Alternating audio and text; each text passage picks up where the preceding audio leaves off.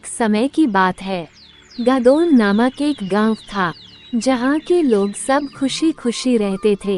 उसे गांव में एक लड़का था, जिसका नाम राजू था। राजू और उसके परिवार ने दहेज की एक नई परंपरा शुरू की थी। वे अपनी बहन की शादी में दहेज के रूप में सोना, पैसा और अन्य भौतिक वस्तुएं मांगते थे। गांव में लोग इसकी कड़ी निंदा करते थे। देखो राजू ने क्या परंपरा शुरू की है। दहेज में काफी सोना, चांदी और पैसे मांगता है। ये गलत है। जी आप सही कह रहे हैं, ऐसा नहीं करना चाहिए।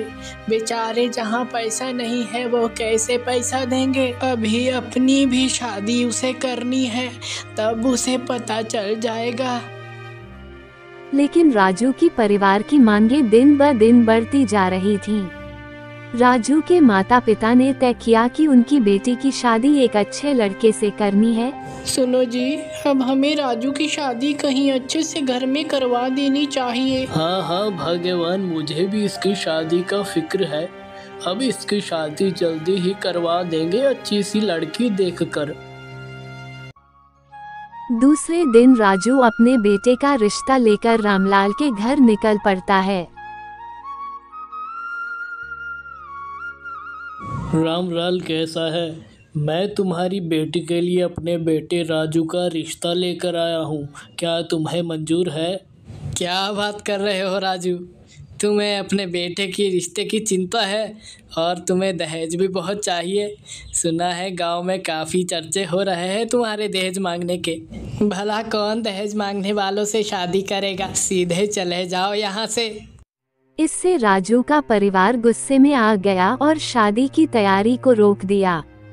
समय बीतता गया और राजू को दहेज के लालच के कारण बहुत सारे संभावित जीवन साथी खोने पड़े।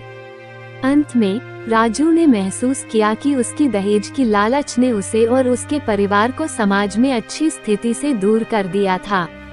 उसने ठान लिया कि वह आगे से दहेज की मांगों से दूर रहेगा और समाज में सुधार लाने के लिए काम करेगा। राजू की यह यात्रा उसे यह सिखाने में मददगार साबित हुई कि दहेज की लालच ने केवल परिवार की प्रतिष्ठा को ही नहीं बल्कि उसके खुद के भविष्य को भी दांव पर लगा दिया था। एक समय की बात है, सराहा नामक गांव था।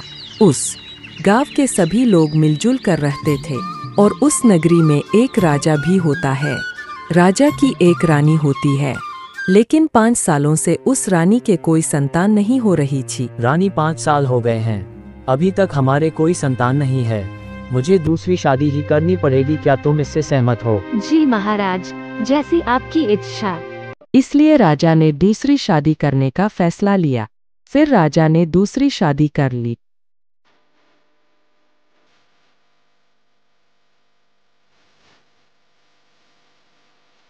लेकिन फिर दूसरी रानी के भी कोई संतान नहीं हुई, जिसलिए राजा को तीसरी शादी करनी पड़ी। तीसरी रानी के एक पुत्री हुई। राजा बहुत खुश था, लेकिन उसे एक पुत्र भी चाहिए था। फिर राजा ने चौथी शादी की और राजा को 2 जुड़वा पुत्र प्राप्त हुए। काफी समय बीत गया। जिस रानी की पुत्री थी वह रानी काफी बीमार चलने लगी। बेटा, मैंने रानी को औषधि दे दी है, लेकिन रानी पर इस औषधि का कोई असर नहीं हो रहा है। अब रानी का बचना मुझे मुश्किल ही लग रहा है। वेद जी ने भी काफी जोर लगाया कि यह रानी ठीक हो जाए, लेकिन उस रानी की मृत्यु हो गई और वह दोनों जुड़वा बच्चे और पुत्री काफी बड़े हो जाते हैं। काफी समय बीतता गया। एक दिन राजा को विषैला सांप ने काट लिया। उस सांप का जहर इतना खतरनाक था कि राजा की मृत्यु हो गई और उसकी 3 रानियां, 2 बेटे और एक पुत्री अकेले हो गई। राजा के मरने के बाद वह तीनों रानियां उस लड़की को भी तंग करने लगी, ना उसे खाना देने लगी ना पानी। और वह रानी के जुड़वा बेटे भी उसे अपनी बहन को काफी परेशान करने लगे। एक दिन इतनी लड़ाई हो गई कि उन लड़कों ने उस लड़की को भगा दिया और उसे लड़की को घर छोड़कर जाना पड़ा। लड़की गांव की ओर निकल पड़ती है। गांव में एक बूढ़े दादा उस लड़की को अपने घर ले आते हैं। बाबा, मेरे घर वाले मुझे बहुत तंग करते थे। मैं राजा की बेटी हूँ, मेरी माँ मर गई थी।